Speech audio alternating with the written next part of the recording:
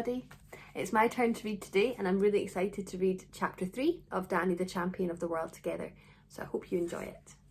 Chapter 3 is called Cars and Kites and Fire Balloons.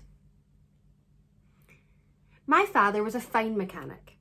People who lived miles away used to bring their cars to him for repair rather than take them to the nearest garage.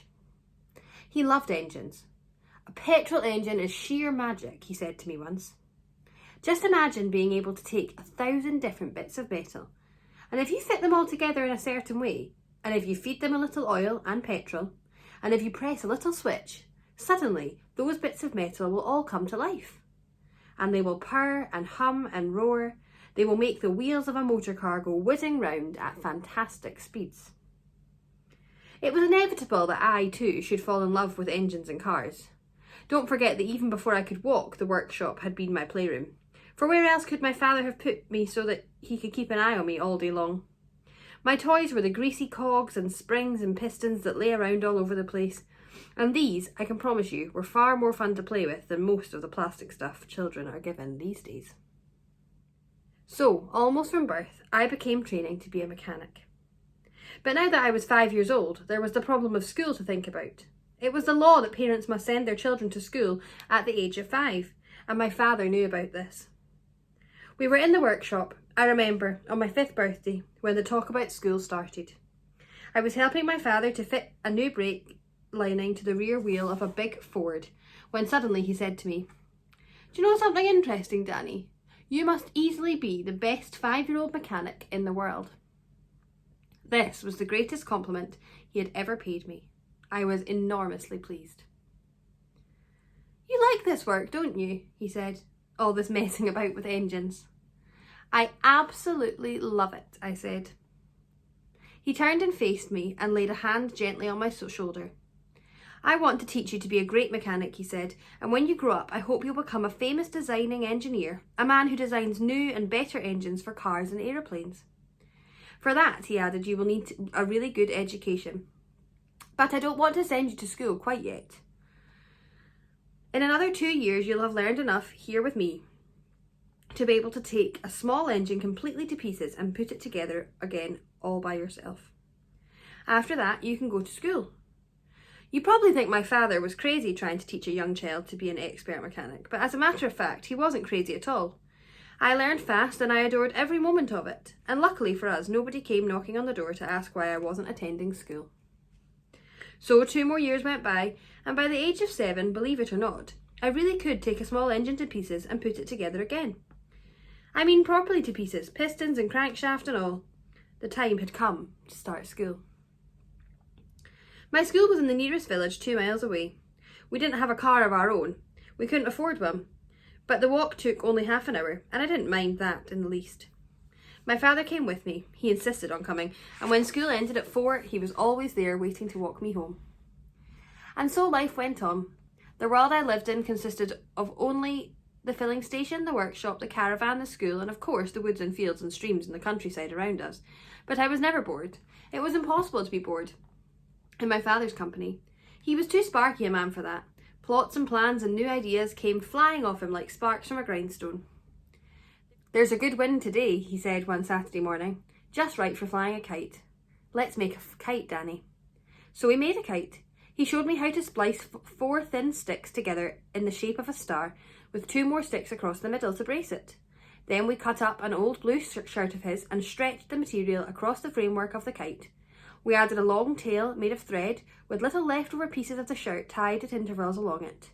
We found a ball of string in the workshop and he showed me how to attach the string to the framework so that the kite would be properly balanced in flight. Together we walked to the top of the hill behind the filling station to release the kite. I found it hard to believe that this object, made only from a few sticks and a piece of old shirt, would actually fly. I held the string while my father held the kite, and the moment I let it go, it caught the wind and soared upwards like a huge blue bird. "Let out some more, Danny," he cried. "Go on as much as you like." Higher and higher soared the kite. Soon it was just a small blue dot dancing in the sky miles above my head, and it was thrilling to stand there holding on to something that was so far away and so very much alive. This faraway thing was tugging and struggling on the end of the line like a big fish.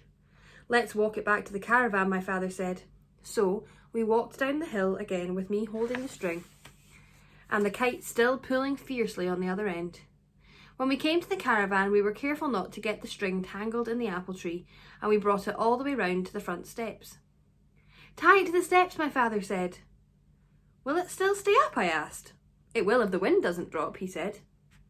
The wind didn't drop, and I'll tell you something amazing. That kite stayed up there all through the night, and at breakfast time the next morning the small blue dot was still dancing and swooping in the sky. After breakfast I hauled it down and hung it carefully against a wall in the workshop for another day. Not long after that, on a lovely still evening when there was no breath of wind anywhere, my father said to me, "This is just the right weather for a fire balloon. Let's make a fire balloon."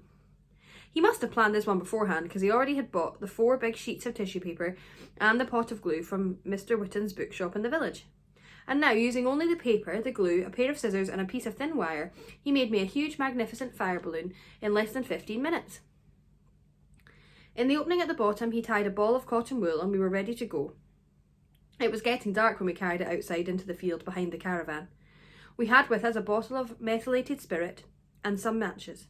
I held the balloon upright while my father crouched underneath it and carefully poured a little meths onto the ball of cotton wool. "Here goes," he said, putting a match to the cotton wool. "Hold the sides out as much as you can, Danny." A tall yellow flame leaped up from the ball of cotton wool and went right inside the balloon. "It'll catch on fire," I cried. "No, it won't," he said. "Watch." Between us, we held the sides of the balloon out as much as possible to keep them away from the flame in the early stages. But soon the hot air filled the balloon and the danger was over. "She's nearly ready," my father said. "Can you feel her floating?" "Yes," I said. "Yes, shall we let her go?" "Not yet. Wait a bit longer. Wait until she's tugging to fly away." "She's tugging now," I said. "Right," he cried. "Let her go." Slowly, majestically, and in absolute silence, our wonderful balloon began to rise up into the night sky. "It flies," I shouted, clapping my hands and jumping about. "It flies, it flies." My father was nearly as excited as I was. "It's a beauty," he said. "This one's a real beauty. You never know how they're going to turn out until you fly them. Each one's different." Up and up it went, rising very fast now in the cool night air. It was like a magic fireball in the sky. "Will other people see it?" I asked. "I'm sure they will, Danny. It's high enough now for them to see it for miles around." "What will they think it is, Dad?" "A flying saucer," my father said. "They'll probably call the police." A small breeze had taken hold of the balloon and was carrying it away in the direction of the village. "Let's follow it," my father said, "and with luck we'll find it when it comes down."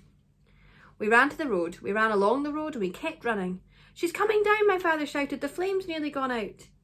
We lost sight of it when the flame went out, but we guessed roughly which field it would be landing in, and we climbed over a gate and ran towards the place. For half an hour we searched the field in darkness, but we couldn't find our balloon. The next morning I went back alone to search again. I searched 4 big fields before I found it. It was lying in the corner of a field that was full of black and white cows. The cows were all standing round it and staring at it with their big wet eyes. But they hadn't harmed it one bit, so I carried it home and hung it up alongside the kite against a wall in the workshop for another day. "You can fly the kite all by yourself any time you like," my father said, "but you must never fly the fire balloon unless I'm with you. It's very dangerous." "All right," I said. "Promise me you'll never try to fly it alone, Danny." "I promise," I said. Then there was the tree house, which we built high up in the top of the big oak at the bottom of our field, and the bow and arrow, the bow a 4-foot-long ash sapling, and the arrows flighted with the tail feathers of partridge and pheasant, and stilts that made me 10 feet tall, and a boomerang that came back and fell at my feet nearly every time I threw it. And for my last birthday there'd been something that was more than fun, perhaps than all the rest.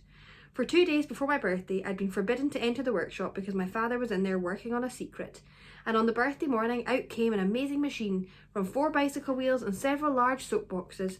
But this was no ordinary whizzer. It had a brake pedal, a steering wheel, a comfortable seat, a strong front bumper to take the shock of a crash. I called it Sopo, and just about every day I would take it up to the top of the hill in the field behind the filling station and come shooting down again at incredible speeds, riding it like a bronco over the bumps. So you can see that being 8 years old and living with my father was a lot of fun. But I was impatient to be 9. I reckoned that being 9 would be even more fun than being 8. As it turned out, I was not altogether right about this. My 9th year was certainly more exciting than any of the others, but not all of it was exactly what you would call fun. I hope you enjoyed reading that chapter, and I hope that you look forward to hearing chapter 4 tomorrow. Bye.